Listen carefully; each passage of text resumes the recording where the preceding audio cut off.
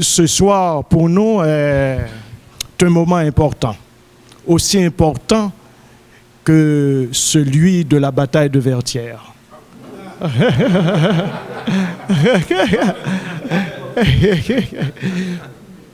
Excusez du peu. Vous n'êtes ni Capois la mort, encore moins Dessalines, mais alors, c'est un travail de mémoire, je crois, qui fera date. C'est vrai que nous autres Haïtiens, compte tenu de l'épopée qui nous a toujours habités, nous avons toujours et souvent rendu grâce à ces héros de Vertières. Mais nous avons oublié Vertières.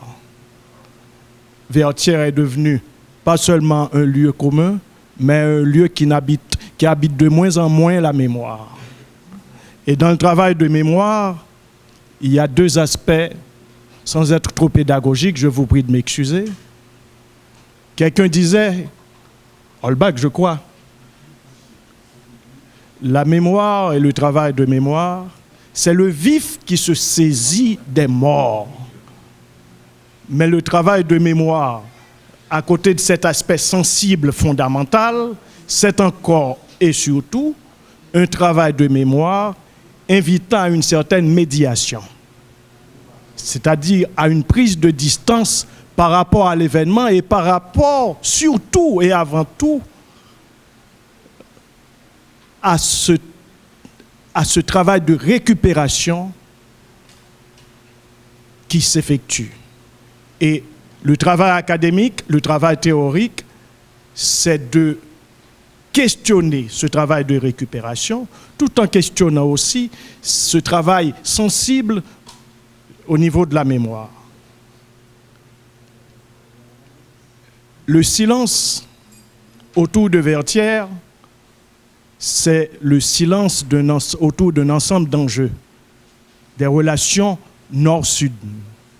Des relations nord-sud établies, fixées depuis près de 4 siècles avant Vertières. Et c'est parce que Vertières a questionné cette relation et ces relations, le système que ces relations ont établi, que Vertières a connu ce qu'on appelle ce destin. Quel destin? Un travail d'absence qu'il faut questionner, un travail de non-récupération. Alors, nous devons féliciter, on se permet de le faire, mais surtout, ça on peut se le permettre, de remercier le GLONEC d'avoir pensé à donner à Vertières, non pas au lieu qui est un lieu de mémoire, mais à donner à cet événement et à son traitement toute sa dimension. Les outils de réflexion de le GLONEC devront sans doute être dépassés dans 15 ans, dans 20 ans, dans 50 ans, grâce à ces étudiants qui sont là, peut-être. Mais aujourd'hui, jouissons de cet instant. Et je passe la parole au responsable des éditions de l'Université d'État d'Haïti, Errard Jadot. Ça fait à peine 6 mois que Jean-Pierre Le Glonec, qui était de passage ici, est venu me voir pour me dire qu'il a un livre, un manuscrit qui doit être publié à Montréal chez un éditeur québécois et qu'il souhaitait avoir aussi une édition haïtienne, donc faire un travail de coédition. Je n'ai pas hésité une minute, j'ai accepté et le résultat est là. Et vous aurez l'occasion, d'ici à la fin de la conférence, de voir le produit physique, c'est-à-dire l'édition haïtienne de l'ouvrage L'armée indigène de Jean-Pierre Le Glonec. Et je crois que je ne vais pas le présenter, il se présentera lui-même, en tout cas sa conférence pourra le présenter. Donc je lui passe la parole tout de suite. Merci beaucoup. Merci beaucoup. Me présenter, il y aurait beaucoup à dire et peut-être qu'on me posera des questions plus tard.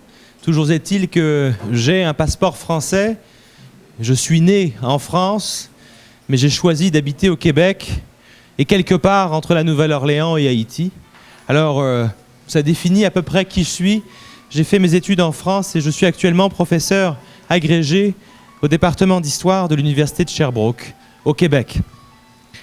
D'abord, j'aimerais remercier la Société d'histoire et de géographie de m'accueillir ce soir. Je suis très honoré de pouvoir vous présenter mon livre, une recherche qui m'a habité littéralement depuis le mois de décembre 2009. Je remercie donc la Société d'histoire et de géographie. Je remercie bien sûr les presses de l'Université d'État d'Haïti ainsi que les éditions L'Atelier du jeudi soir, c'est ça? Je ne me trompe pas, de Lionel Trouillot, vous êtes finalement les co-partenaires dans cette initiative.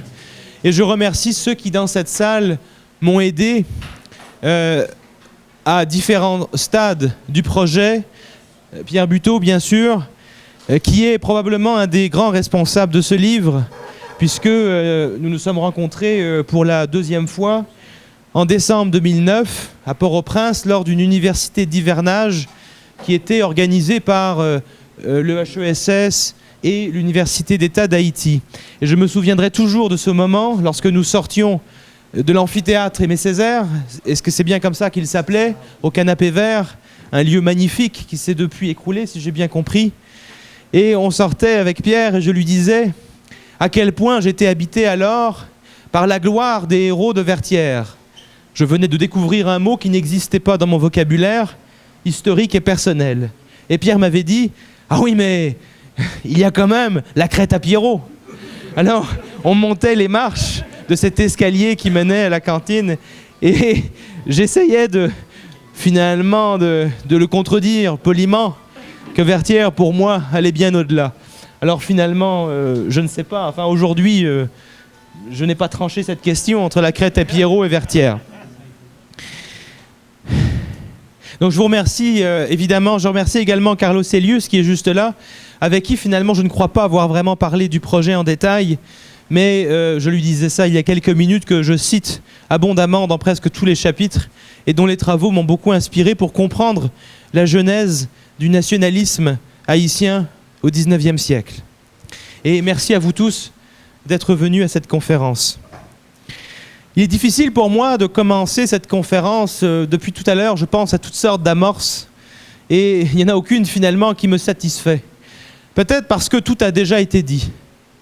Tout a déjà été dit dans les années 1840 par un historien que vous connaissez tous et que je ne connaissais pas véritablement avant l'automne 2009, Thomas Madiou.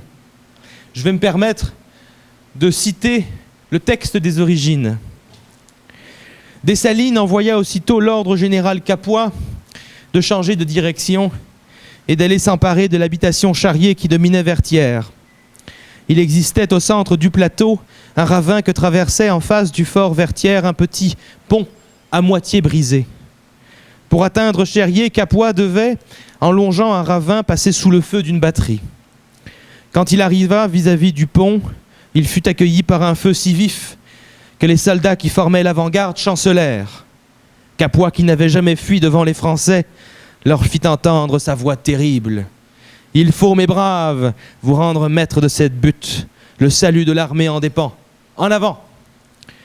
Monté sur un cheval richement caparaçonné, il s'élança de nouveau plein d'ardeur contre le fort. Ses soldats le suivent, ils sont repoussés, ils s'indignent. Il les exhorte à le suivre encore. Il jure d'enlever la batterie. Un boulet renverse son cheval. L'intrépide général tombe, mais il se relève aussitôt, marche et s'écrie. « En avant, en avant !» La foudre éclate. Son chapeau garni de plumes est enlevé. De grandes acclamations retentissent du côté de l'habitation Vertières. L'on distingue les cris de « Bravo, bravo !» sortant de la garde d'honneur de Rochambeau, spectatrice du combat. Un roulement se fait entendre.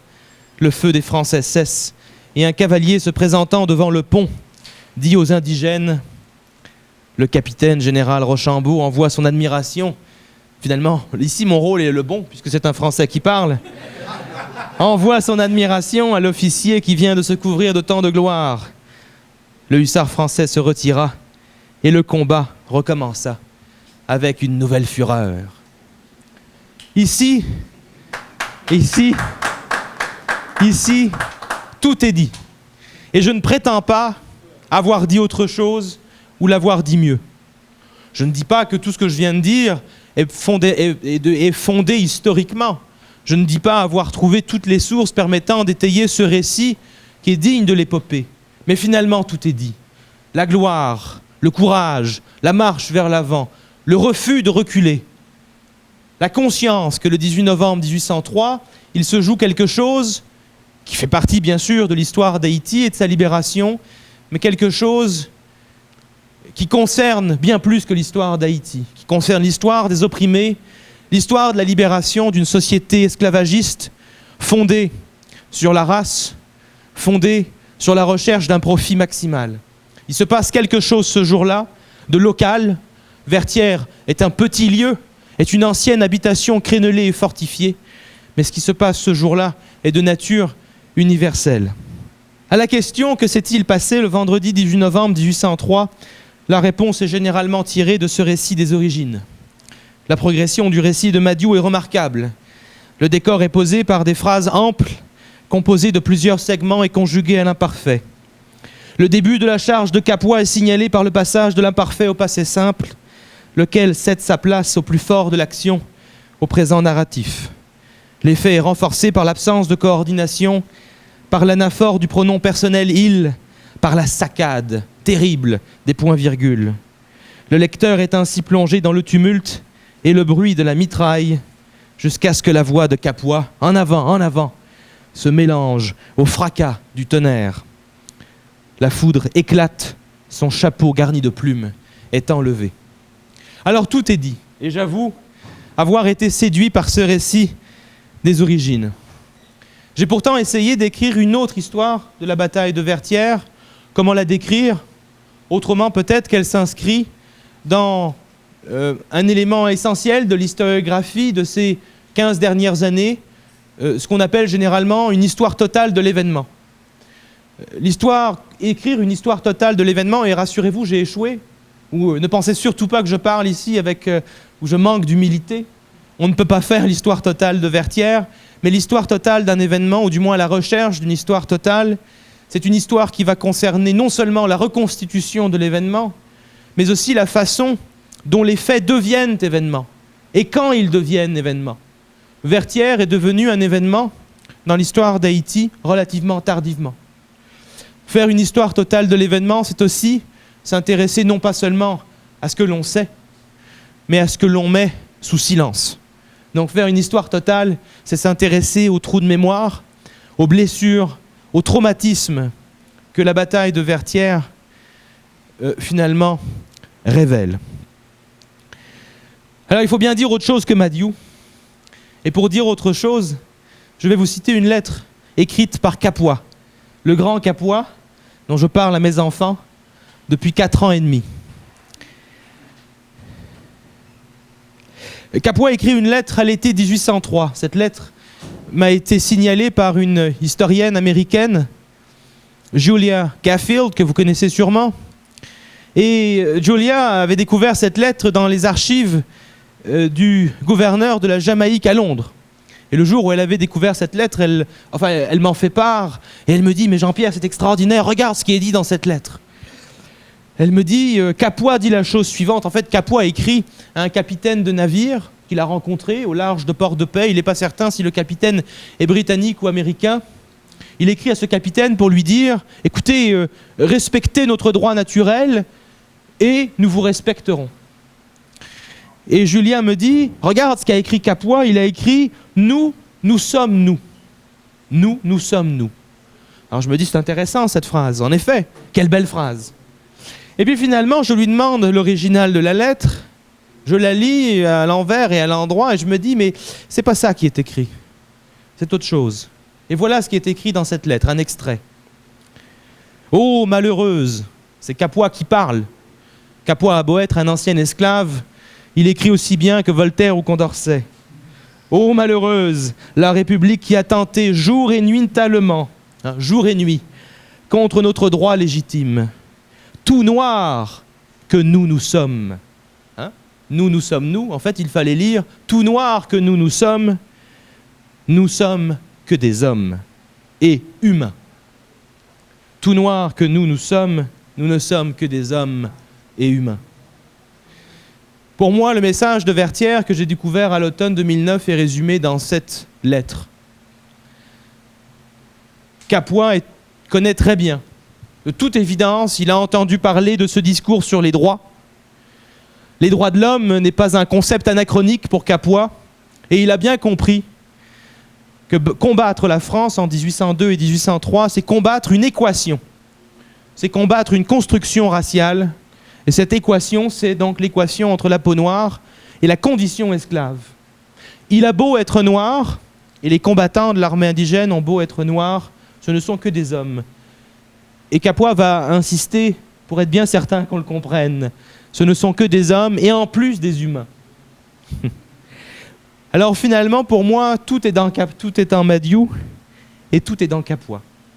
Dans cette lettre, envoyée donc, transmise au ministre des Affaires étrangères à Londres, la lettre est transmise au roi d'Angleterre et le roi d'Angleterre répond à Capois à l'automne 1803.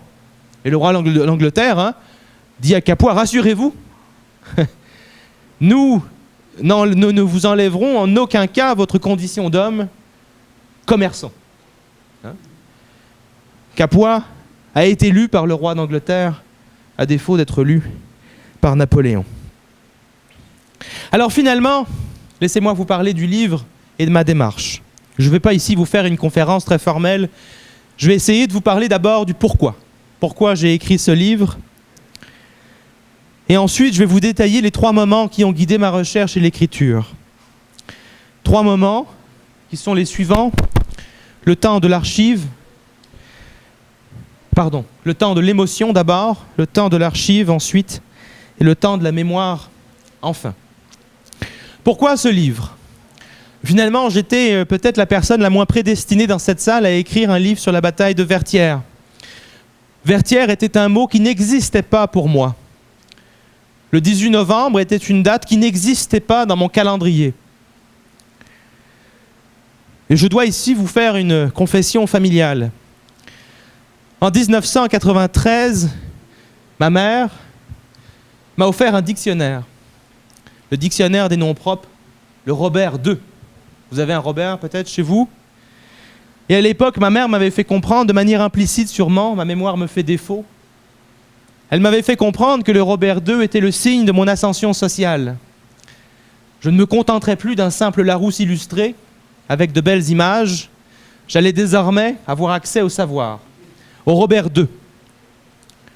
Et ce Robert II, je l'avais en France, donc en 1993. Il est parti avec moi aux États-Unis lorsque j'ai déménagé en 2006. Il m'a suivi en Nouvelle-Écosse un an plus tard, et il m'a suivi au Québec où j'habite aujourd'hui. Et lorsque j'ai découvert le mot Vertières pour la première fois en lisant un texte de Marcel d'Origny, écrit dans le cadre de la préparation des étudiants français au concours du CAPES et de l'agrégation en histoire, lorsque j'ai découvert le mot Vertières, mon premier réflexe a été de faire ce que ma mère m'a toujours appris, d'ouvrir le dictionnaire des noms propres de. Je l'ai ouvert et j'ai cherché Vertières et je ne l'ai pas trouvé. J'ai trouvé 2 mots. Vertou, chef-lieu de canton, 15 000 habitants environ, et Marcel Vertès, l'illustrateur de Colette, la romancière. Un chef-lieu de canton et un illustrateur. Et rien sur un moment fondateur dans l'histoire d'Haïti, dans l'histoire de France et dans l'histoire des luttes de libération post-coloniale. Et ce jour-là, je me suis dit, il faut faire quelque chose. Je dois m'intéresser finalement à l'envers de mon histoire et à l'envers de mon identité, puisque j'ai beau être français, selon mon passeport, je dois être quelque part comme tous les Français haïtiens, puisque la Révolution française a été achevée, non pas en France, mais en Haïti. Alors au fond, j'ai décidé ce jour-là qu'il fallait m'intéresser à la bataille de Vertières. Et je me suis d'autant plus intéressé à la bataille de Vertières en raison du contexte politique alors prévalent. Marcel d'Origny écrivait dans son manuel qu'à Vertières, le 18 novembre 1803, les soldats de l'armée indigène avançaient en chantant.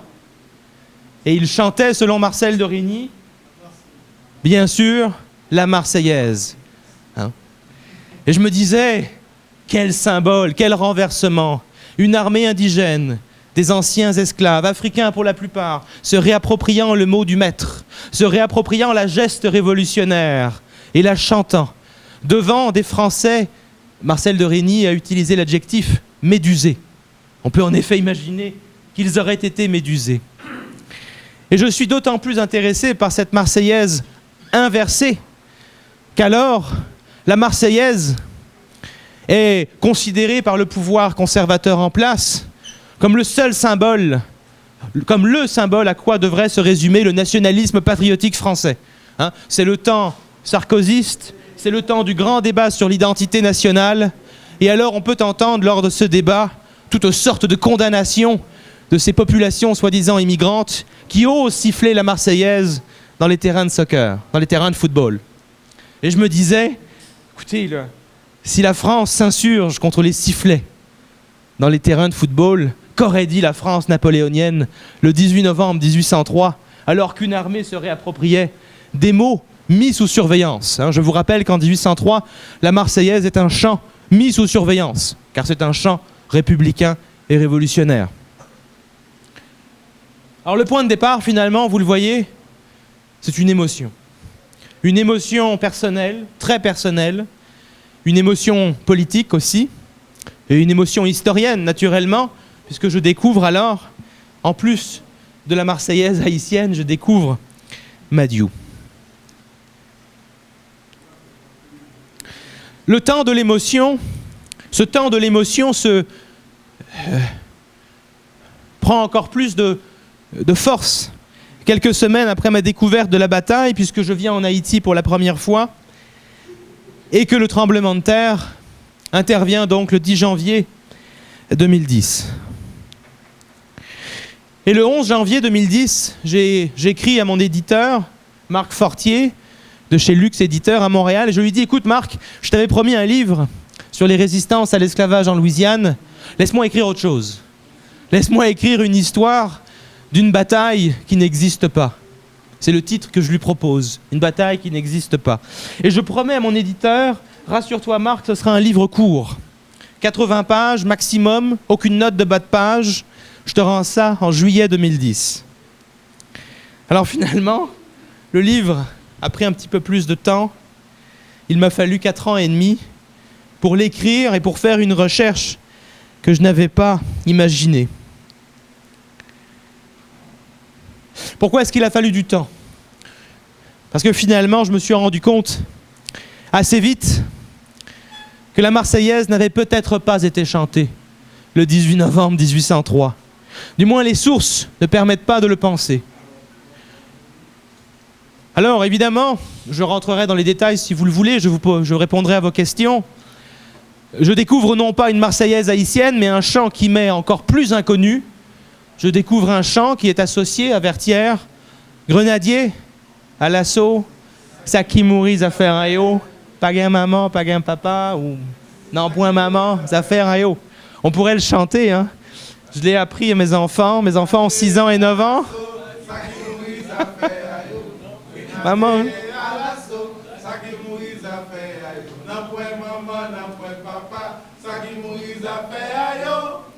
Alors, je découvre ce chant. Et à partir du moment, finalement, écoutez, mon hypothèse de départ était peut-être fausse. Finalement, on n'avait peut-être pas chanté la Marseillaise le 18 novembre 1803, mais on avait plutôt chanté un chant, Grenadier à l'assaut, qui a une très très longue histoire, très complexe, associée à la dictature du Valliériste, associée à la résistance à la dictature du Valliériste. Je me suis dit, je ne peux pas juste écrire un essai de 70 pages, je dois aller aux archives. Je dois aller aux archives, et j'entre ici donc dans le deuxième temps de la préparation de mon livre. Je suis allé en premier lieu à Vincennes. À Vincennes où se trouvent les archives de l'expédition de Saint-Domingue. Et ces archives m'ont forcé à ouvrir mon regard et à ne plus seulement travailler sur quelques heures, puisque finalement la bataille de Vertières, c'est l'histoire de quelques heures, de 6 heures du matin peut-être à 5 heures de l'après-midi. Et je me suis dit, en ouvrant les archives, que je n'avais pas le choix d'ouvrir ma focale, d'ouvrir ma perspective et de travailler plus globalement sur l'expédition de Saint-Domingue et sur le contexte qui mène à la bataille de Vertières. Et à Vincennes, j'ai découvert autre chose. J'ai découvert une occultation. J'ai découvert finalement, probablement, ou je crois avoir découvert les raisons de l'absence, de l'effacement de Vertières dans l'histoire et la mémoire française. Laissez-moi vous lire un court extrait du chapitre 4. L'histoire d'un mot qui n'existe pas vraiment. Le château de Vincennes, c'est là que se trouvent les archives. Des gendarmes arpentent la cour, bordée de bâtiments aux allures de caserne. La lumière est aveuglante en ce mois de juillet, comme pour imposer l'humilité aux visiteurs. Les pavés rendent la marche malaisée. La pierre est belle, le tracé symétrique, l'ensemble force le respect. Je suis à la recherche de traces effacées.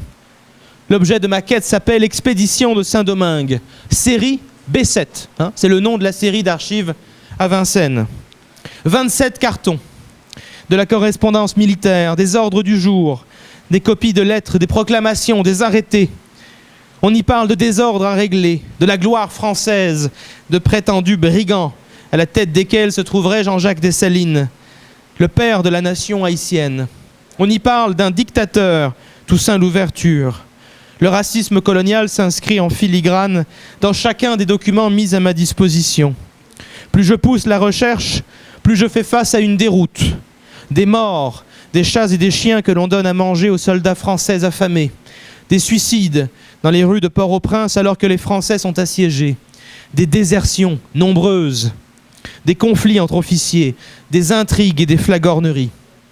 La série B7, entre les bravades et les récits d'Apocalypse, raconte l'histoire d'une lente descente aux enfers aujourd'hui occultée en France. Dans la case sujet de recherche de la fiche qu'il me faut remplir au service d'inscription des lecteurs, j'ai noté ces mots. Expédition de Saint-Domingue. L'expression est consacrée. Il aurait été plus juste d'écrire trace embarrassante ou bataille de Vertières. Mais à quoi bon? Pourquoi évoquer cette bataille qui n'existe pas? Si j'avais inscrit bataille de Vertières dans ma fiche d'inscription, on m'aurait regardé avec des yeux ronds. La salle de lecture se trouve au fond à droite du complexe, après la Sainte-Chapelle. Au fond de la salle trône la statue du général Joseph Gallieni, une réalisation du spécialiste des sculptures et monuments patriotiques Auguste Maillard. Plus d'une fois, j'ai confondu cette statue avec le gendarme en poste ce jour-là. Gallieni, sa présence n'est pas anodine. Gallieni, Rochambeau, Gallieni joue un rôle central dans l'édification du monde colonial français en Afrique et en Indochine. Sa présence confère à ma recherche une touche d'ironie. Chantre du colonialisme sous la Troisième République, représentant de la civilisation française, général d'expédition porteur du racisme républicain et responsable de la pacification de Madagascar à la fin du XIXe siècle, Gallieni semble surveiller la petite troupe de chercheurs qui travaillent sur le Vietnam ou sur Haïti dont je fais partie. Finalement, de Gallieni à Rochambeau, il y a un lien.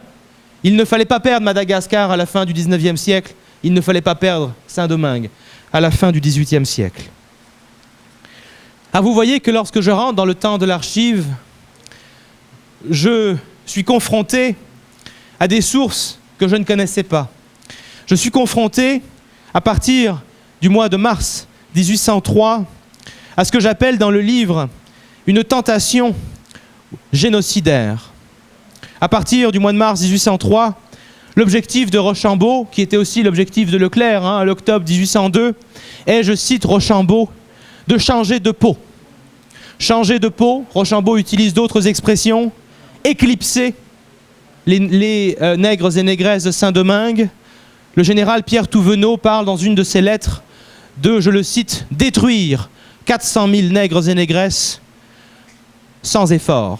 C'est son expression. Comment faire pour détruire 400 000 nègres et négresses sans effort? Et finalement, je commence à comprendre que si Vertières n'existe pas dans l'histoire de France, c'est qu'il y a sûrement quelque chose à cacher ou quelque chose à taire en amont de la bataille. Si Vertières n'existe pas, c'est que Vertières met fin à une tentation de la destruction absolue. Il faut détruire en effet, comme le dit Pierre Thouvenot dans une de ses lettres, Pierre Thouvenot est le chef d'état-major, il faut détruire jusqu'au dernier des Noirs. Laissez-moi vous lire ici un extrait du chapitre 5, le dernier des Blancs. 2 hypothèses sont discutées dans le livre. La première est la suivante. L'effacement du vendredi 18 novembre 1803 en France viserait d'abord à masquer ou à minimiser les fantasmes génocidaires français qui s'expriment directement ou de manière voilée en amont de la bataille de Vertières. La correspondance militaire témoigne en effet de cette sombre tentation dans les derniers mois d'une guerre de libération qui devient une guerre d'extermination.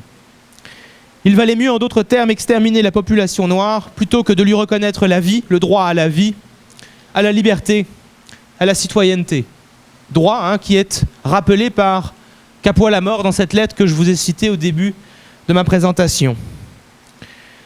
Selon ma deuxième hypothèse, cette occultation permettrait d'éviter la résurgence d'un traumatisme sous-estimé, celui d'une rencontre d'une rare brutalité entre l'armée française et la mort. Finalement, ce qui est en jeu derrière Vertières, c'est cette rencontre avec la mort qui décime, comme vous le savez, la majeure partie de l'expédition de Saint-Domingue. Comme le rappelle l'historien des violences révolutionnaires, Jean-Clément Martin, je le cite, « L'affrontement de la mort est toujours un scandale et suppose toujours la rencontre avec les interdits sur le sang versé et la souillure.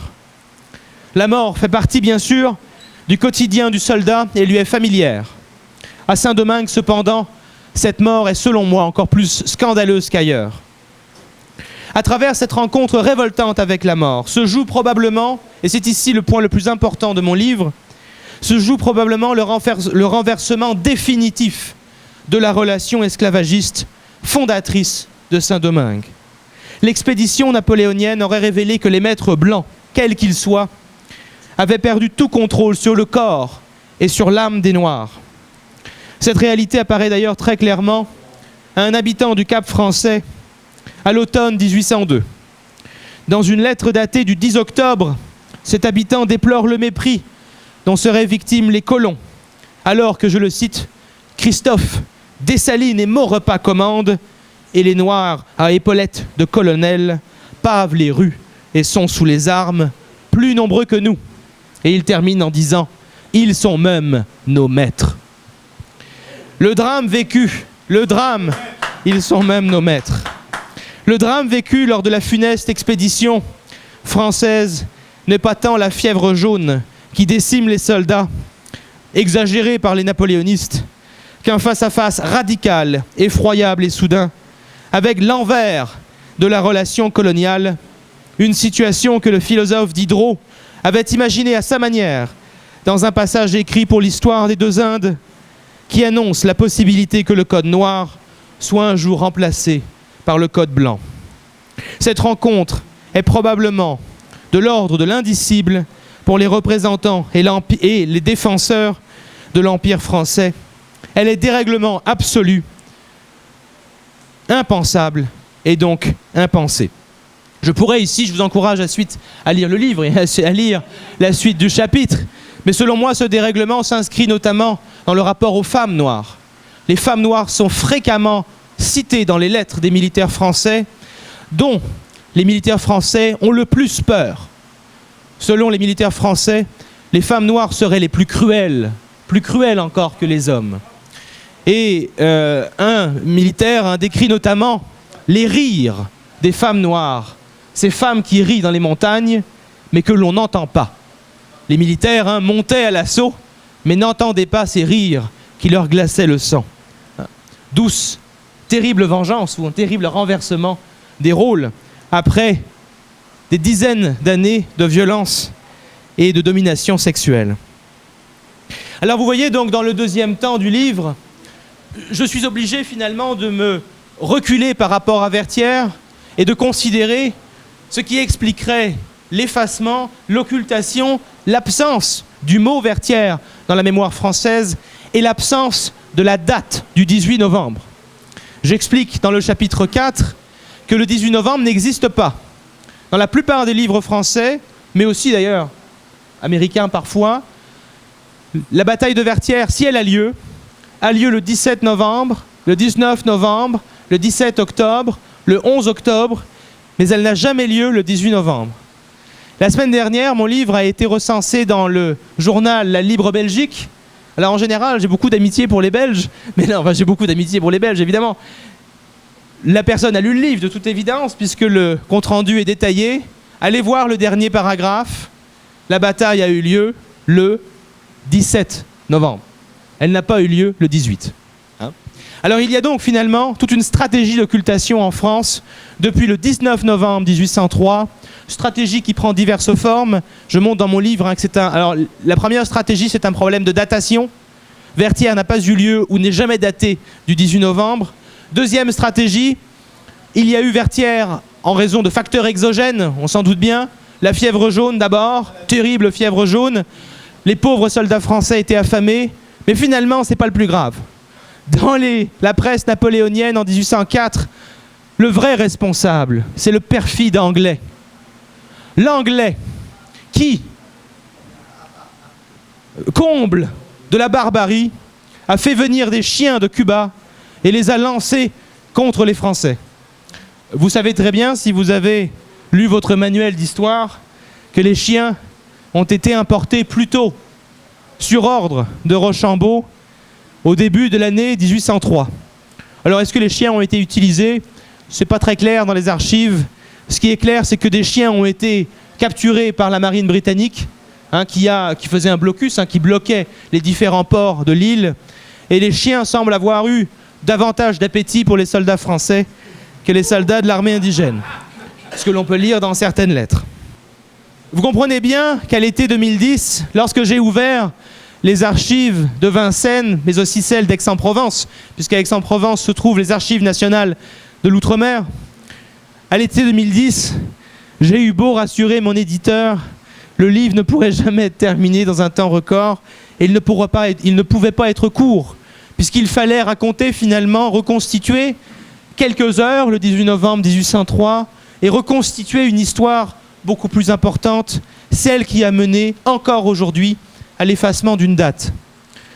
Vous savez sûrement que le 19 novembre sera inaugurée au Grand Palais, à Paris, une exposition sur Haïti, une exposition d'art haïtien. Au début, le Grand Palais avait choisi comme date d'inauguration, écoutez, pour une fois, il choisissait la bonne date, le 18 novembre. Mais il n'avait aucune idée que c'était une date symbolique dans l'histoire d'Haïti. Alors Marcel Lerini, qui faisait partie du comité, leur avait rappelé. Mais finalement, pour des raisons de calendrier ou des raisons protocolaires, eh bien, l'exposition ouvrira le 19. Elle ouvrira le 19. À l'automne 2010, je suis revenu en Haïti, en novembre 2010, et je venais à la recherche d'archives. Et à la place d'archives, j'ai rencontré Pierre, j'ai rencontré Michel Hector, j'ai rencontré des historiens, des gens ordinaires, vous êtes ordinaires, mais au Cap français, au Cap haïtien, pardon, à l'hôtel où je séjournais, j'ai parlé avec le monde que je croisais, et à la place d'archives, j'ai découvert une mémoire. Je rentre ici dans le troisième et dernier point de ma présentation. Je croyais que Vertières avait toujours eu une importance cruciale dans l'histoire et la mémoire d'Haïti. Je ne voyais pas pourquoi il en aurait été autrement. Et finalement, en parlant, en lisant des journaux, le Nouvelliste, bien sûr, le Nouveau Monde, le journal L'Organe du Valliériste, Le Matin, les Annales capoises, journal du Cap, qui, pour ceux que ça intéresse, se trouve à la Bibliothèque nationale d'Haïti, dans des cartons au fond à droite. Allez les voir, ce sont des journaux inédits qui n'existent nulle part ailleurs. Je ne comprenais pas pourquoi je ne trouvais pas d'articles autour du 18 novembre, dans les années 20 par exemple, 1920. Et finalement, j'ai compris donc que Vertières, j'aurais dû commencer par là, était devenue une fête nationale et un jour férié, hein, je ne me trompe pas, un jour chômé en Haïti, à partir de la constitution de François Duvalier de 1957 seulement. Et donc je me suis dit, écoutez, Jean-Pierre, tu peux pas juste te contenter de généralisation sur la place de Vertières dans l'histoire et la mémoire d'Haïti. Il va falloir s'interroger sur l'évolution de cette place dans l'histoire et la mémoire depuis le 18 novembre 1803. Et je crois que mon hypothèse est vérifiée, je crois avoir identifié 3 grands moments dans l'évolution de la place et de l'histoire, dans l'évolution de la place de la bataille de Vertières, dans l'histoire et la mémoire d'Haïti. Un premier moment au XIXe siècle, qui est celui de l'absence et de l'effacement. Vertières n'est pas célébré et n'est pas commémoré, contrairement au 1er janvier, qui lui l'est dès le départ. Ce que l'on célèbre plutôt, sous Pétion notamment, c'est l'anniversaire de la mort de Dessalines, hein, puisque c'est le symbole de la libération du pays, selon du moins Pétion et ses partisans. Donc je découvre finalement que dans la littérature haïtienne, dans la poésie patriotique, il n'est pas encore question de Vertières, de Capois et des héros que l'on associe aujourd'hui à cette bataille. Vernet, Augustin Clervaux, Jean-Philippe D'O, bref, Gabard, bien sûr, hein, on pourrait en citer, il faut citer quasiment tous les généraux de division et tous les généraux de brigade qui sont à Vertières le 18 novembre 1803. Un deuxième moment s'ouvre à la fin du XIXe siècle, à la faveur de la préparation du premier centenaire de l'indépendance, donc entre 1892 et 1904. À ce moment-là, on voit apparaître Vertières comme un moment fondateur de la mythologie haïtienne sous la plume de Massillon Coicou, Tertullien Guilbeault notamment. Capois et les héros qui l'ont entouré seraient non pas seulement des soldats, mais des demi-dieux.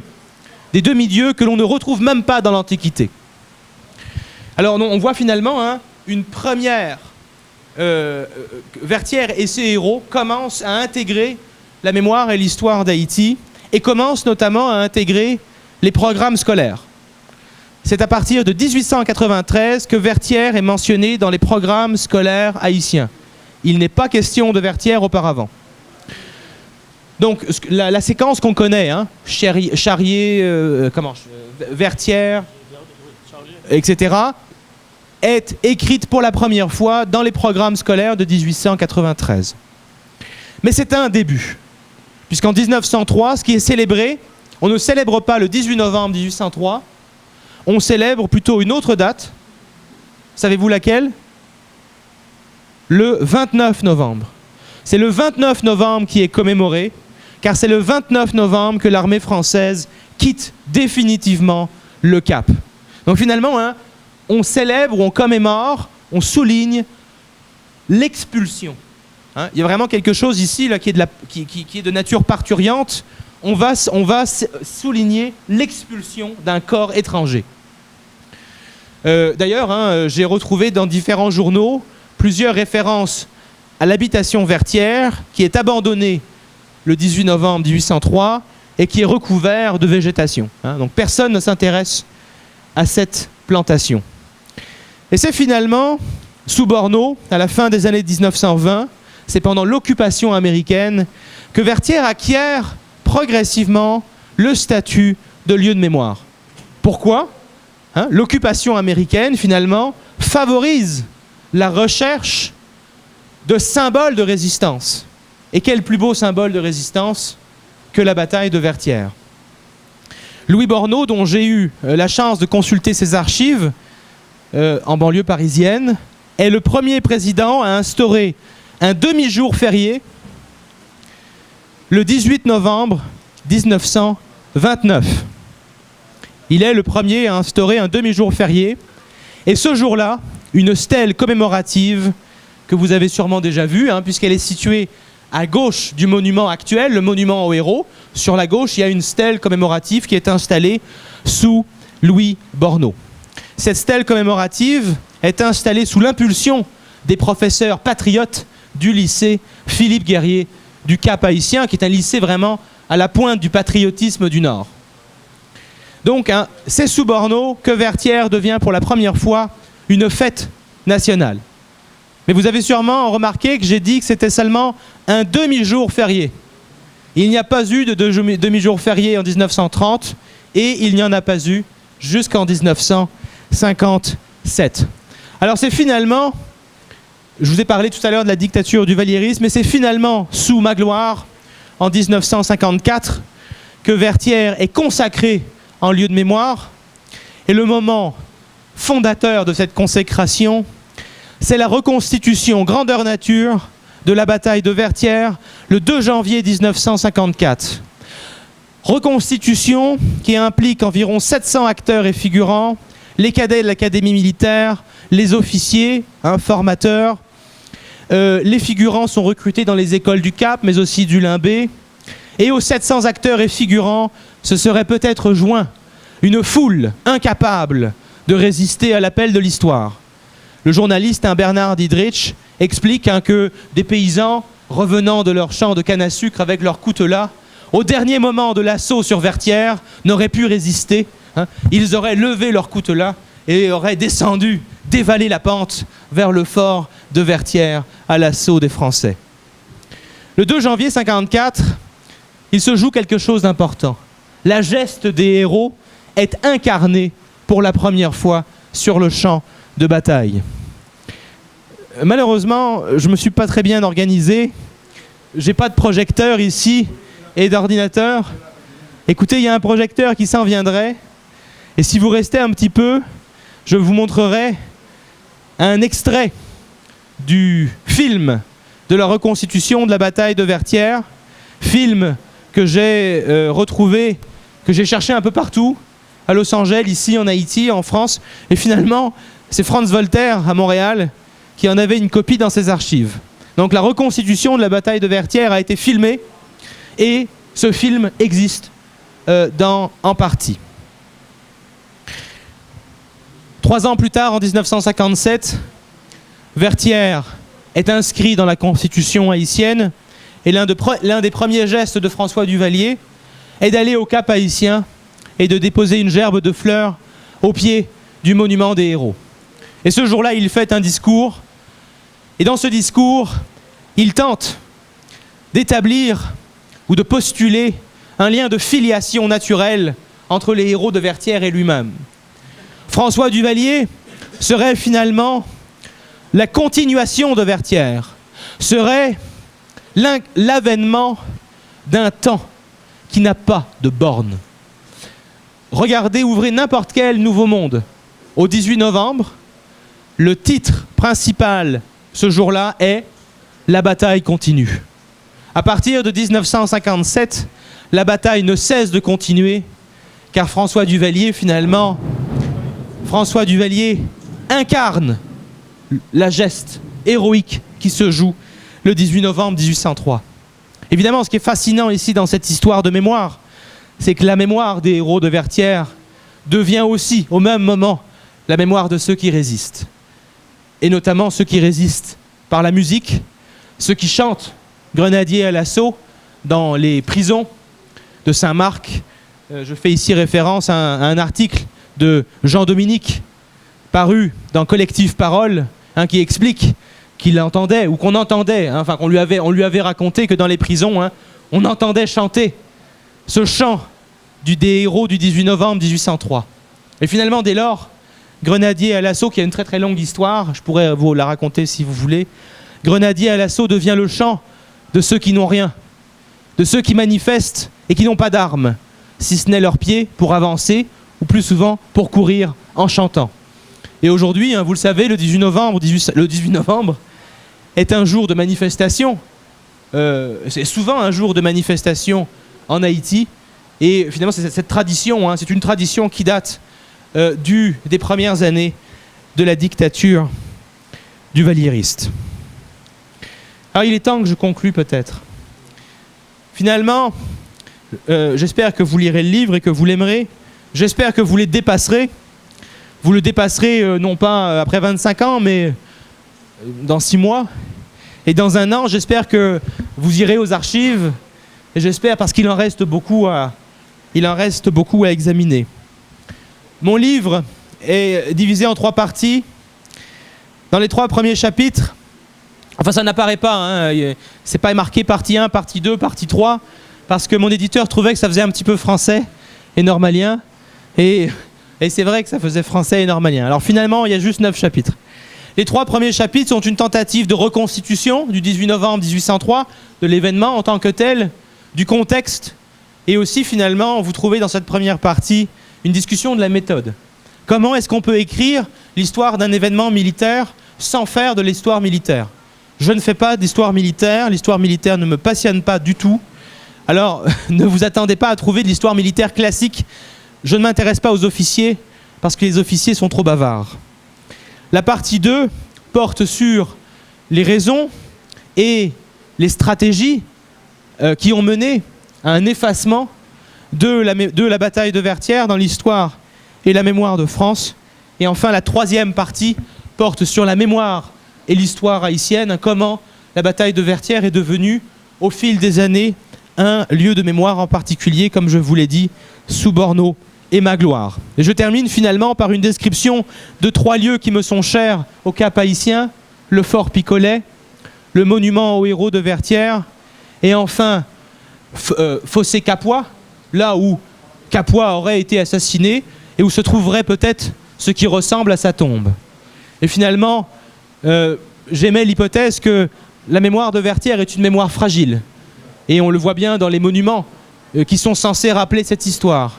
Ce sont des monuments éloignés des sites touristiques, souvent marginaux, marginalisés, souvent vandalisés. Je pense ici bien sûr aux sabres des héros de Vertières, hein, vous le savez, qui ont été coupés, sectionnés à l'automne 2011. Hein, donc aujourd'hui, les héros de Vertières n'ont plus leur sabre, hein, au monument de Vertières. Je ne sais pas comment terminer cette présentation, si ce n'est pour vous dire que les 4 ans et demi qui ont séparé le moment où tout a commencé et aujourd'hui, il s'est déroulé, il s'est passé une aventure. Une aventure et aussi finalement une transformation. Et cette transformation, je le dis de manière très, avec beaucoup d'humilité, je ne serai plus jamais le même historien désormais. J'écrivais, je m'intéresserai toujours aux formes de résistance à l'esclavage et au colonialisme. Mais Vertières est une histoire beaucoup trop épique pour qu'elle ne touche pas ceux et celles qui la lisent ou qui l'entendent. Alors je vous souhaite une bonne lecture et j'espère que vous aurez toutes sortes de questions à me poser. Merci.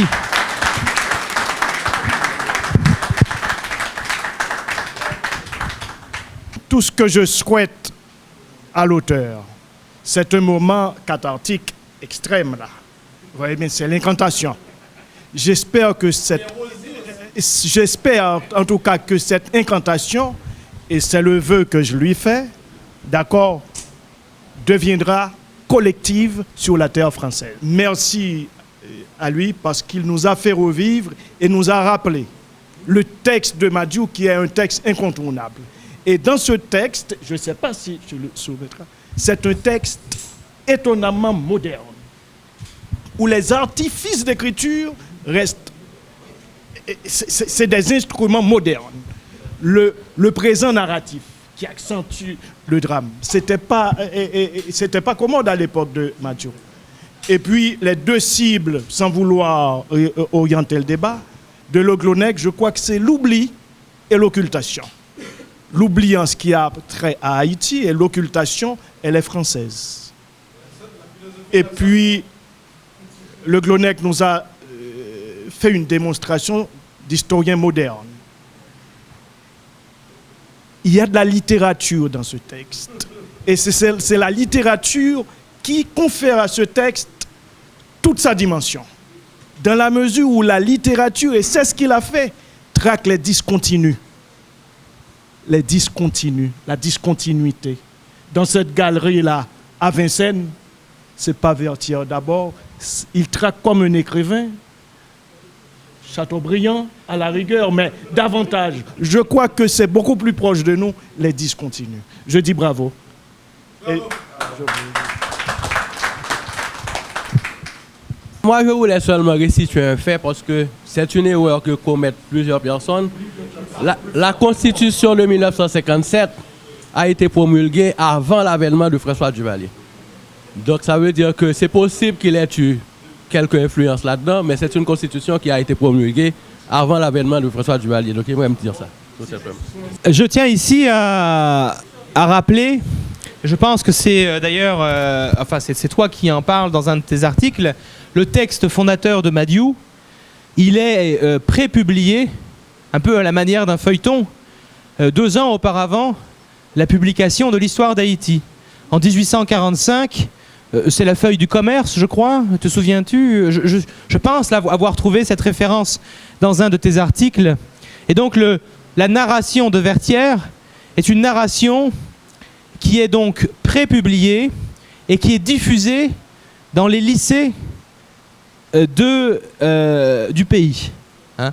Alors, je tiens quand même à préciser ceci, hein, même si Vertières n'est intégré au programme scolaire que dans les années 1890, déjà dans les années 1840, il est prévu de faire de Madiou finalement un texte canonique, un texte scolaire. Et il y a d'ailleurs des différences intéressantes, notamment dans la description du fort de Vertières, entre le texte publié dans le journal en 1845 et le texte publié en 1847 dans le livre. Alors ceux que ça intéresse, je pourrais vous envoyer le document qui est rarissime. Enfin, je n'en connais que 2 ou 3 exemplaires. Celui que j'ai consulté se trouve à Boston. Alors voilà. Quand je vous ai écouté présenter votre développement, Monsieur Le Grenègue, je crois que je partage les mêmes émotions qui sont les vôtres, en ce sens que je me demande si vous n'avez pas raconté le côté français de l'histoire haïtienne. Parce qu'il y a des choses que vous avez dites qui sont totalement étrangères à nous-mêmes, même si on sent aussi que vous avez trouvé des documents qui ont rétabli l'originalité des 2 histoires. Définitivement, les prochains historiens qui vont travailler sur la France et Haïti, ils vont considérer les 2 histoires. Et parce que je parle de grands noms qui ne connaissent pas l'histoire haïtienne ou qui font de l'absentement toute une philosophie, toute une programmation éditoriale ou académique pour oublier Haïti ou pour faire oublier Haïti. Et je vous demande d'abord, est-ce que vous avez étudié Dessalines? Parce que plus de 40 ans, on a dû faire oublier son nom dans l'histoire nationale, ce qui peut être la cause de l'oubli de Vertières et tout ce qui va avec. Ensuite, notre président vient de visiter 2 grands pays de l'Europe, la France et l'Allemagne. Et justement, au jour de l'armistice, on s'en souvient encore. Est-ce que vous faites le rapprochement de la France à l'Allemagne et de la France à Haïti? Est-ce qu'il y a un rapprochement ou bien distanciation? Bonsoir. Je dis bonsoir à tout le monde. Je reprends au nom de James Louis, mémorant en histoire à Ira Izes. Alors, j'ai 2 petites questions à vous poser. D'abord, je tiens à vous remercier pour ce superbe ouvrage que vous nous avez procuré. Alors, la première question est la suivante. Alors, vous avez beau parler de l'effacement, ou du moins de l'occultation de cette date, à savoir le 17 novembre, dans les manuels français, ou du moins dans l'histoire française. Selon vous, qu'est-ce qui explique l'effacement de cette date dans l'histoire française? La deuxième, c'est quels sont les moyens utilisés pour empêcher l'inscription de cette date dans les manuels ou du moins dans l'histoire française? Merci. Ne pensez-vous pas que ça pourrait, votre livre là, pourrait changer un peu les donnes au niveau de la diplomatie entre ces 2 pays? J'ai été une fois au Quai d'Orsay. Je me souviens avoir vu seulement un tableau d'Haïti dans la section Amérique latine. Et j'ai dit ça à un diplomate, on n'avait que ce tableau-là. C'est comme si on oubliait un petit peu ici. Et donc j'ai l'impression, au ministère des Affaires étrangères ici en Haïti, c'est différent. Le français est là, il y a beaucoup plus que ce tableau-là. Ne pensez-vous pas que ça pourrait changer les donnes, par exemple, si les gens qui font de la politique en France, hein, ça donne peut-être, je ne sais pas, la lecture de cet ouvrage-là, ça pourrait un peu changer les choses. Parce qu'on a l'impression que ça soit les partis qui sont à gauche, le Parti socialiste français, ou bien dans le temps le RPR et aujourd'hui l'UMP, que ça soit un Premier ministre français ou un Premier ministre de droite ou de gauche, on a l'impression que la diplomatie, il y a un coup de foi dans ça, donc il n'y a pas beaucoup de progrès, on ne se connaît pas trop bien. Bon, vous m'excusez, je vous demande de parler de politique. Mais l'histoire n'est pas trop loin, merci. D'accord. J'ai toujours un passeport français et je ne suis pas encore canadien. Alors, à défaut d'être québécois. D'abord, je vais peut-être répondre, si vous me le permettez, à la dernière question, à la question politique, et je vais y répondre de manière sportive. Pourquoi ? Parce que finalement, vous posez une vraie question, mais je n'ai pas la vanité de penser que mon livre va changer quoi que ce soit. Si les hommes politiques lisaient des livres, ça se saurait. Des livres qui leur permettent vraiment de... Non, j'exagère. Mais ce que je veux dire par là, c'est que je me rappelle ici d'un discours que Nicolas Sarkozy a prononcé lorsqu'il est venu pour la première fois en tant que chef d'État en Haïti. Hein, vous vous souvenez ? Peu de temps après le tremblement de terre, il a passé quelques heures. Et lors de ce discours, je crois que pour la première fois, Nicolas Sarkozy a fait un bon discours. Et il a identifié les conditions, non pas de la défaite, mais les conditions de la séparation. Il n'est pas rentré dans les détails. Mais en effet, il va bien falloir un jour parler des conditions de la séparation. Il va falloir en parler autrement qu'en termes de fièvre jaune et de perfides anglais. Et il va falloir parler finalement de ce qui s'est passé, de cette évolution dans l'expédition de Saint-Domingue. Pourquoi est-ce que dans un premier temps, on a l'objectif d'intégrer l'armée de Toussaint à l'armée française, et pourquoi à partir de l'automne 1802, l'objectif est de détruire la moitié des nègres des montagnes. Et pourquoi en avril 1803 est-il question de changer de peau? Et pourquoi le 6 novembre 1803, Rochambeau explique: le seul moyen de gagner la guerre, c'est d'éclipser la population noire, à l'exception peut-être des enfants de 7 ans et moins. Donc, les conditions de la séparation se trouvent, selon moi, dans cette violence. Alors attention, ici je ne cherche pas à dire que l'armée indigène et Dessalines, qui est un grand homme, le père de la nation, je ne cherche pas à dire qu'il n'y a pas eu de violence de part et d'autre. Mais de toute évidence, l'objectif d'extermination est un objectif qui est pensé par des militaires français. Alors pour vous répondre de manière sportive, le moyen de changer les choses serait peut-être un jour que la France et Haïti s'affrontent sur un match dans un terrain de football, et que la France puisse entendre, que les Haïtiens entendent se lever la Marseillaise dans les gradins français, et que les Français entendent grenadiers à l'assaut lorsque les grenadiers passent à l'attaque. Et peut-être finalement que ce jour-là, le 18 novembre 1803, serait rejoué de manière sportive, certes, mais serait rejoué quelque part. Mais écoutez, pour moi, le foot est très symbolique. Il y a eu des matchs Haïti-Guadeloupe, Haïti-Martinique. Expliquez-moi pourquoi il n'y a jamais eu de match France-Haïti. Il y a eu France-Algérie en 2001, et ce match s'est traduit par un scandale politique incroyable, puisque ce jour-là, des supporters soi-disant algériens, mais qui en fait étaient français pour la plupart, ont sifflé la Marseillaise. Alors imaginez ce qui se passerait si Haïti jouait contre la France et si elle gagnait en plus. Alors, ça c'était pour répondre à votre question. Par rapport à l'histoire française, je ne veux pas ici déformer votre pensée, mais il représente une certaine histoire française d'Haïti, ou le volet français de l'histoire d'Haïti. J'espère surtout une chose, c'est que mon livre ne sera pas... qu'on ne se souviendra pas du livre comme un livre français. C'est surtout ça mon souhait. Je me suis intéressé d'abord et avant tout aux archives. aux archives militaires, aux journaux. Je me suis intéressé à la littérature, à la peinture qui représente Vertières. Vous savez que la peinture, évidemment, en Haïti, représente Vertières de manière régulière. Je me suis intéressé à la musique, aux différentes manifestations du chant grenadier à l'assaut, parce qu'il y en a toutes sortes. Je me suis aussi intéressé à l'histoire orale, mais jamais, à ma connaissance, dans une perspective française. Et encore une fois, de toute façon, il n'y a de français en moi qu'un passeport qui me permet de voyager. Je suis d'abord breton d'origine, exilé au Québec, et comme je l'ai dit, ça fait des années que je voyage entre la Nouvelle-Orléans, le Québec, l'Angleterre et Haïti, enfin bref. Donc il n'y a rien de français dans ce livre, rassurez-vous. Et d'ailleurs, je pense que les étudiants de la Sorbonne l'ont bien compris.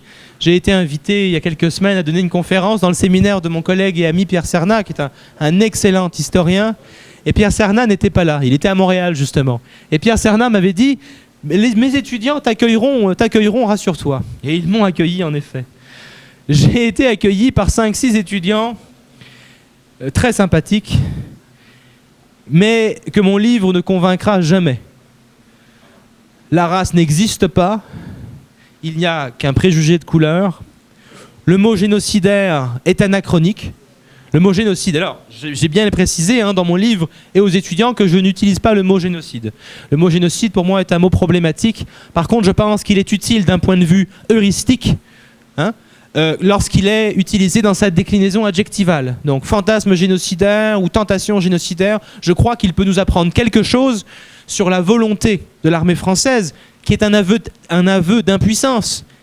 Rochambeau, en avril 1803, passe son temps dans ses lettres à dire au ministre Descrée qu'il a la dysenterie, qu'il a mal au ventre, qu'il veut rentrer. Il veut rentrer. Okay ? La seule solution pour gagner, c'est en effet de faire peau neuve, de détruire jusqu'au dernier des Noirs et de recommencer la traite négrière comme pendant l'Ancien Régime. Juste Chanlatte, dans son Histoire de la catastrophe de Saint-Domingue, dit quelque chose de très très juste qui, selon moi, justifie, même si les étudiants de la Sorbonne ne sont pas d'accord, justifie le mot génocidaire.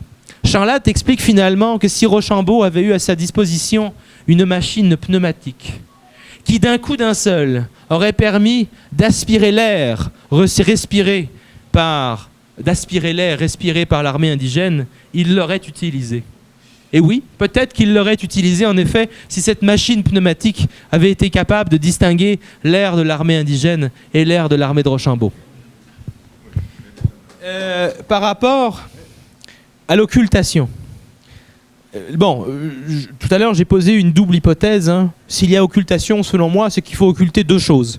D'abord, les fantasmes génocidaires exprimés dans la correspondance militaire française, qui ne sont pas des fantasmes occasionnels, absolument pas. Et je vous ai cité régulièrement Pierre Touvenot.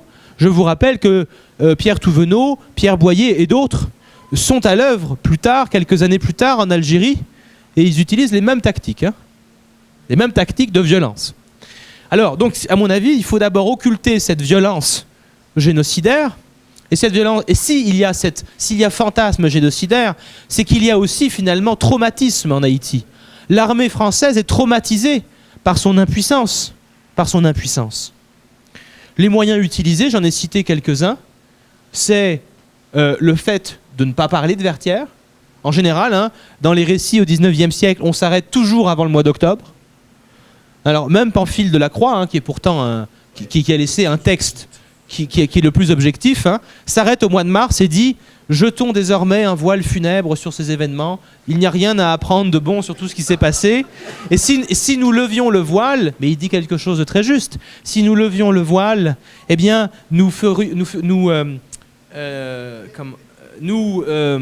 quand une plaie n'est pas cautérisée, on dit nous raviverions, c'est ça la douleur, c'est son expression, de deux hémisphères.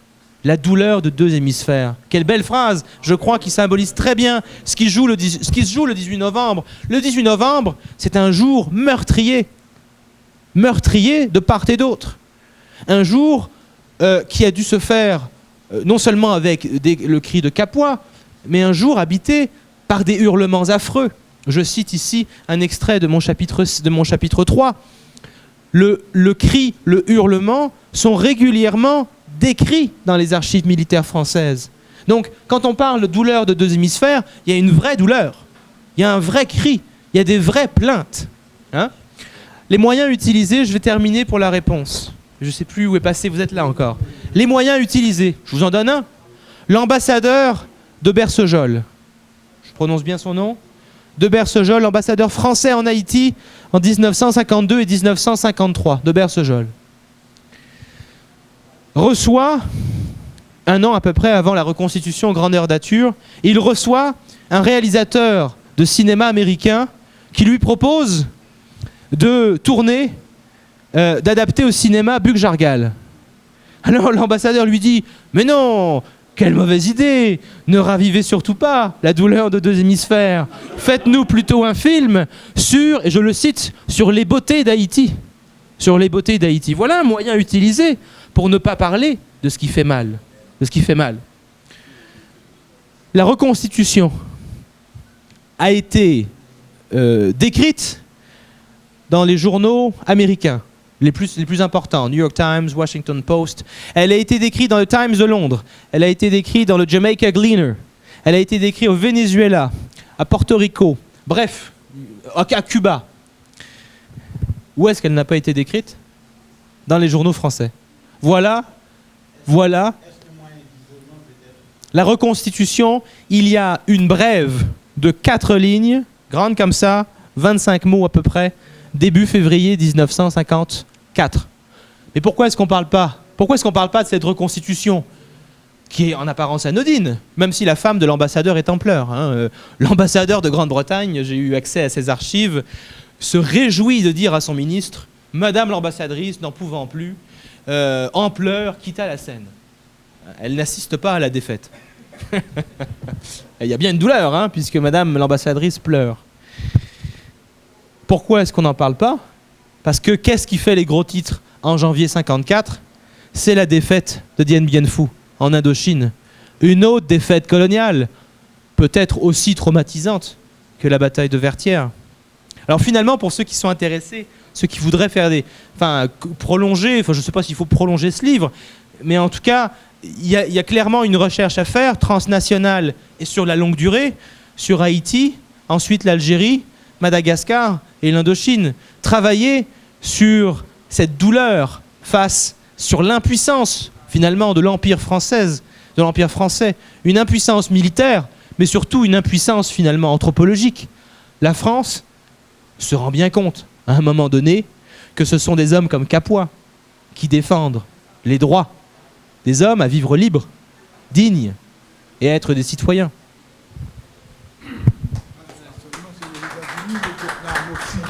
Je voulais seulement remercier, d'abord féliciter l'auteur pour la dimension qu'elle a donnée, la dimension qu'il a donnée.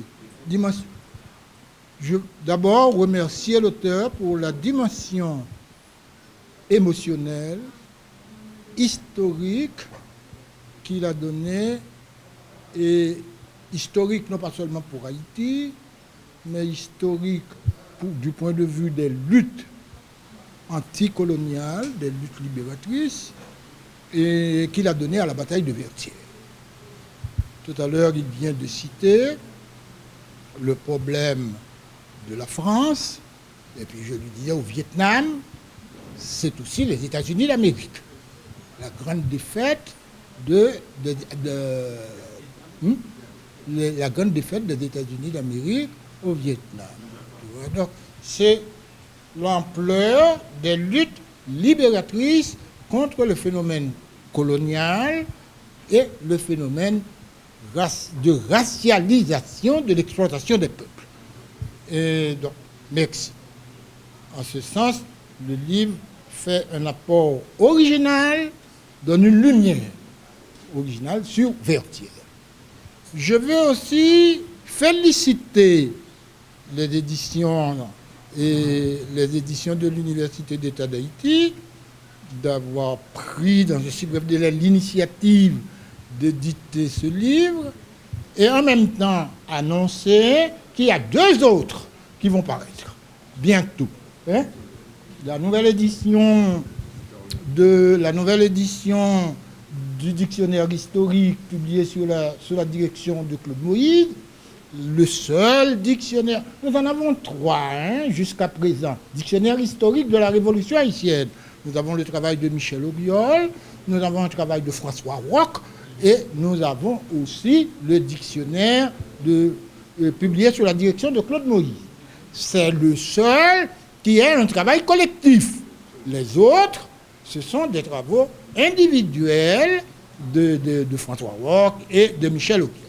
Donc, ça donne à ce dictionnaire historique publié sous la direction de Claude Moïse une dimension que les autres n'ont pas, une variété que les autres n'ont pas. Donc, féliciter les éditions de l'Université d'État d'Haïti pour cette initiative. Mais féliciter surtout aussi pour la publication du maître livre de Caroline Fick sur Haïti, naissance d'une nation. C'est un livre que nous devons tous lire. Moi, j'ai vu une fois Caroline Fick faire une présentation à Montréal de son livre, et j'ai vu les réactions des gens qui ne pouvaient pas admettre que ce mouvement révolutionnaire venu d'en bas. Parce que nous avons tous appris la révolution haïtienne à travers les héros que nous connaissons. Tu vois? Mais cette fois, c'est une autre vision. Donc, je vous félicite pour cette sensibilité, pour éditer les meilleurs travaux historiques qui paraissent. Merci. Pierrot a bien résumé la problématique du livre en parlant de l'oubli et de l'occultation. L'oubli pour Haïti et l'occultation pour la France. Je ne pense pas pouvoir parler plus fort. Alors, je me pose une question, peut-être 2 même. Dans quelle mesure on peut parler d'oubli de la bataille de Vertières au XIXe siècle? Qui oublie?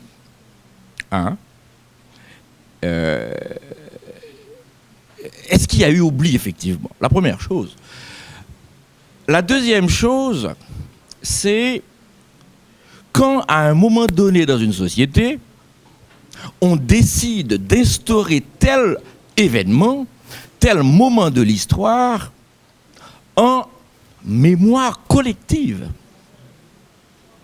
Peut-être qu'il n'y a pas eu oubli, mais il y a eu peut-être choix d'instaurer des données ou bien des moments, des événements X comme éléments mémoriels à commémorer. Donc la question est de savoir pourquoi on choisit ça, à quel moment, dans quelles circonstances et dans quelle perspective. Quel mouvement politique fait que les autorités décident qu'à un moment donné, on choisit tel fait du passé pour l'instaurer comme mémoire collective. Non, je voulais, dans le cadre de cette réflexion, rappeler un petit texte, la préface du système colonial dévoilé, pas vrai? Et je disais que mémoire et oubli sont des phénomènes de pouvoir. Et c'est les sociétés, la domination détermine ce qui doit être oublié et ce dont on doit se souvenir. C'est ça. En histoire, c'est comme ça. En histoire, c'est comme ça. Et ce n'est pas un problème haïtien. Au contraire, je dirais, quand vous parlez les deux d'occultation, la différenciation, occultation d'un côté et oubli de l'autre, on pourrait se demander si ce n'est pas l'occultation qui mène à l'oubli.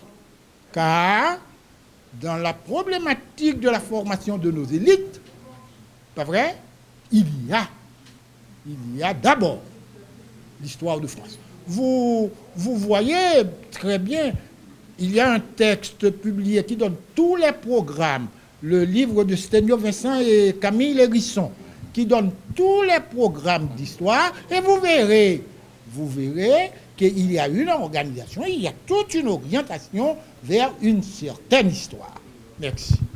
On ne va pas discuter de ça. C'est une excellente question. D'abord,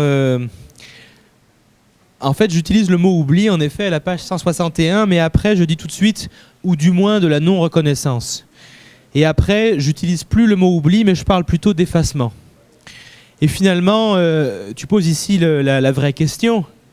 Et c'est pour ça que, d'ailleurs, toute la discussion que j'avais prévue normalement dans le livre sur le chant grenadier à l'assaut, je l'ai retirée. Parce que s'il n'y a pas, le fait qu'il n'y ait pas reconnaissance officielle ou mémoire officielle, ce qui ne veut pas dire mémoire collective, mais le fait qu'il n'y ait pas, ou qui ne veut pas dire mémoire régionale ou agrégat de mémoire régionale, donc le fait qu'il n'y ait non-reconnaissance ou non-présence ne veut pas dire qu'il n'y a pas des transmissions familiales, des transmissions locales, des transmissions orales essentiellement. Et le fait qu'il n'y en ait pas de traces ne veut pas dire évidemment qu'il n'y en ait pas eu. Cependant, j'ai essayé de faire preuve de précaution. Je ne peux pas dire qu'au XIXe siècle, il y a en effet transmission orale d'une mémoire de la bataille de Vertières. D'abord parce qu'il est possible aussi que pour ceux qui ont combattu le 26 Brumaire, ce qui s'est passé le 26 Brumaire ne portait pas le nom de Vertières. D'ailleurs, il n'est pas question de Vertières dans les archives de l'époque, il est question de Verdières, de Verrières, donc il n'est pas question de Vertières encore. Alors il s'est peut-être passé quelque chose le 26 Brumaire qui est le 26 Brumaire, ou la dernière bataille, ou le dernier moment, ou le dernier cri. Comment est-ce que ça a été rappelé ? Comment est-ce que ça a été gravé dans les mémoires individuelles et, je ne sais pas, villageoises, dans les lacous? Je ne peux pas vous le dire. Alors c'est sûr que là, il faut faire attention. J'espère ne pas avoir utilisé de raccourcis.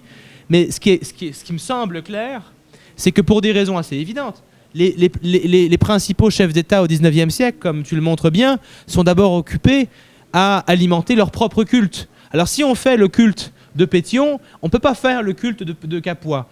Christophe ne peut pas parler de Capois alors qu'il le fait assassiner. Enfin, ça ne marche pas. Donc de toute façon, et encore une fois, parler de Vertières, c'est parler de soldats ordinaires. Puisque la 9e demi-brigade, ce sont des soldats ordinaires. Alors donc, voilà. Donc ça veut pas, ce qu'on voit à la fin du 19e siècle, dans la poésie patriotique, a peut-être toujours existé dans les mémoires populaires. Ou alors, il y a eu des oublis, parce que la mémoire fonctionne aussi comme ça, et il y a eu des résurgences. Et c'est très très clair à travers le chant Grenadier à l'assaut.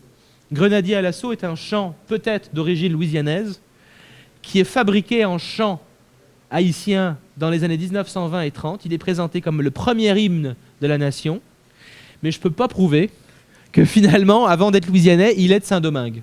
Et que dans les mémoires populaires, il se soit transmis au cours du 19e siècle et qu'il ait intégré une mémoire écrite et officielle seulement dans les années 1930. Une compagnie des Grenadiers, qui était une compagnie militaire française, qui s'appelait une compagnie des Grenadiers. Donc on a repris ça dans ce sens. Mais Grenadier à l'assaut, ce n'est pas seulement dans les livres qu'on voit ça. Les scolarisés haïtiens, les non scolarisés connaissent ce chant également. C'est une menace pour le pouvoir. Si je comprends bien, à Fort-Dimanche, en 1986, on a entendu Grenadier à l'assaut. Donc, c'est pas un chant anodin. Il est loin d'être anodin. De la même manière qu'il était utilisé lorsque les tontons Macoutes s'en allaient procéder à une arrestation. Bon, alors donc, derrière ce chant, il y a toute une histoire et toute une mémoire. C'est ça. Mais ce qui est clair, c'est que dans les années 30 et 50, le chant grenadier commence à intégrer même la mémoire littéraire. On le retrouve notamment dans une pièce de Placide Vincent, pièce lauréate d'un prix donc, de théâtre nationaliste en 1940. Le chant est intégré à ce moment-là. Qu'est-ce qu'on chante lors de la reconstitution de la bataille de Vertières le 2 janvier 1954 ? Grenadier à l'assaut. Et quelques semaines plus tôt, on avait reconstitué Vertières au lycée Pétion, à Port-au-Prince, en présence de Magloire. Il y a eu 2 reconstitutions, mais celle-là n'était pas grandeur nature, puisque... il n'y avait pas eu de mort de chevaux. Et ce jour-là, exactement, et ce jour-là, il semblerait qu'on n'ait pas chanté Grenadier à l'assaut. Et un lecteur d'une nouvelliste a envoyé une lettre au journal pour dire quelle belle reconstitution, dommage qu'on n'y ait pas chanté Grenadier à l'assaut. Alors vous voyez, donc finalement, dans les mémoires, il semblerait que bataille égale chant à ce moment-là. L'un ne peut pas exister sans l'autre. L'impression de l'ouvrage s'est faite à cause un petit peu de tout un certain nombre de démêlés avec beaucoup de retard. Et ce soir, je vais recevoir les premiers exemplaires. Je vais recevoir une dizaine d'exemplaires. Je ne pourrai même pas les vendre. Donc, ce que je vous propose, et pendant que l'on va faire on va passer à la partie sociale de cette soirée, j'ai préparé des feuilles. Inscrivez vos noms, vos références, et lorsque vous le voulez, que ce soit ici à la Société ou aux éditions, l'ouvrage vous sera vendu au prix de lancement de 400 gourdes. Merci Jean-Pierre de cette belle présentation. J'étais pas là, je suis arrivé un petit peu en retard, mais la dernière, moi je prends la dernière occultation de l'État français, par le numéro 1 de l'État français et par le numéro 2 de l'État français. C'était le 10 mai 2014, cette année. Un discours magnifique, reconnaissant la place d'Haïti, reconnaissant également, dénonçant également le génocide de Napoléon. Mais là encore, occultation énorme. Dessalines n'y est pas. Le libérateur, c'est Toussaint Louverture. On parle que de Toussaint et non pas de Dessalines. Voilà une façon que la France pouvait se racheter par le président et le président du Sénat, mais ils ont trouvé le moyen d'occulter Dessalines pour montrer que c'était le vainqueur, le martyr qu'ils avaient tué qui a gagné. De toute façon, j'ai l'impression qu'il est plus facile, à la rigueur, de parler d'Haïti quand la droite sarkozyste est au pouvoir. C'est plus simple, puisque lorsque la droite dure est au pouvoir, on dénonce la repentance, on dénonce, je ne sais pas quoi, le communautarisme, enfin bref, toutes sortes de mots à la mode dans les milieux réactionnaires. Alors, souvent, il est plus facile de faire entendre une voix contraire dans ce genre de contexte politique. Après, je ne sais pas, espérons que ceux qui écrivent ces discours donneront une place plus importante, et la place qui est due à Dessalines, au héros libérateur d'Haïti, lors des prochains 10 mai. On peut toujours espérer. Hein. Si on a parlé d'Haïti en 2014, peut-être qu'on parlera de Vertières en 2015. Et ce serait pas surprenant, parce que finalement, ce serait plus le 210e anniversaire, mais le 211e. Alors, vous voyez, hein, ce serait une façon peut-être de reconnaître, mais tout en masquant un peu. Le président m'invite à fermer et vraiment ce débat enrichissant et qui fera date dans l'histoire de notre société. Ah, je crois parce que... Et merci d'être venu. Merci vraiment d'avoir pu répondre à cette invitation.